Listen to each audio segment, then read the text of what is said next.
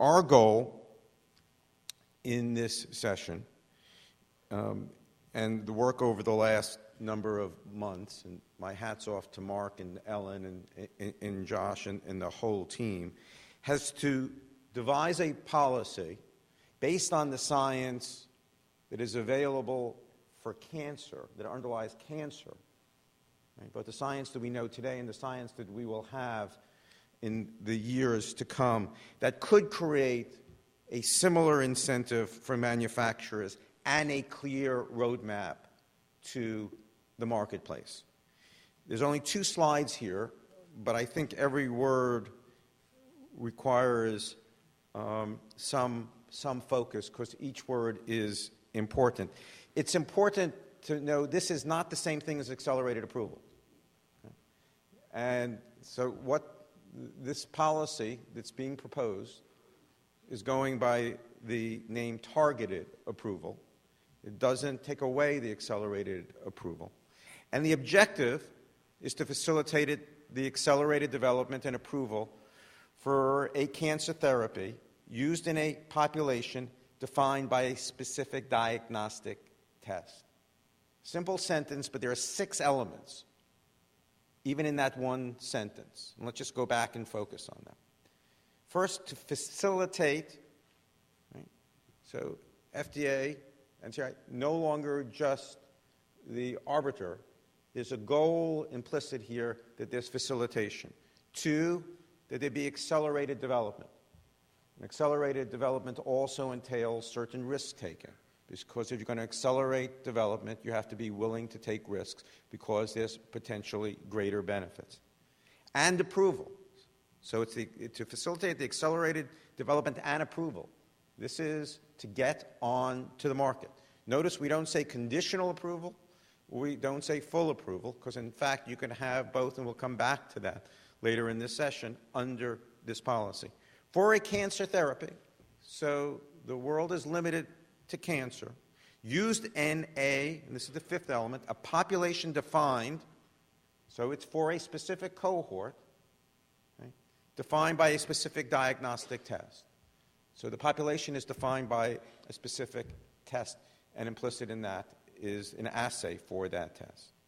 So what's the criteria? What's the evidentiary standard that you would need under this policy to get to the market for both the drug and the device and the assay, right, that would be used to define the patient population? First, the drug must be indicated for cancer.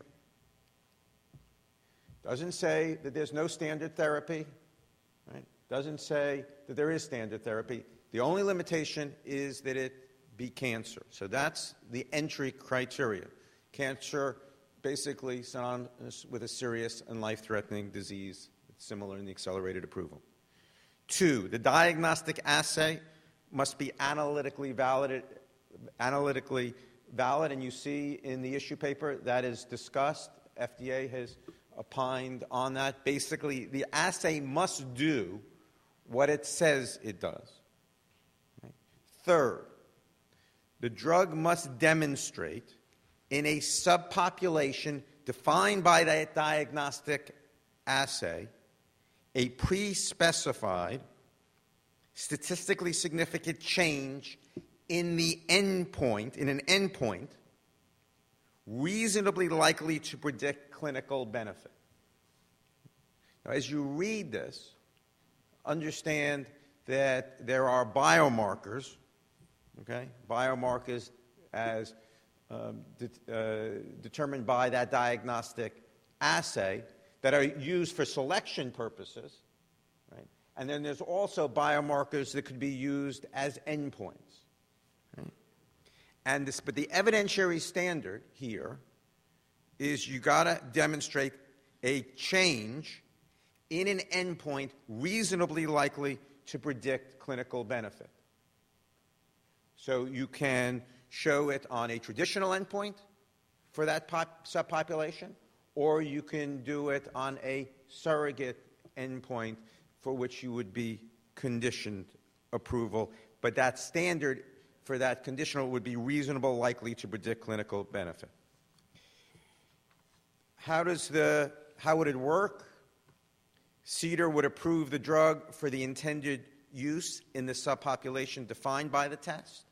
CDRH would approve the development for the claim of identifying the patient studied in the drug trial, with the caveat that you can't use the diagnostic assay for purposes outside of this targeted combined approval for the subpopulation until you show further clinical utility of that test.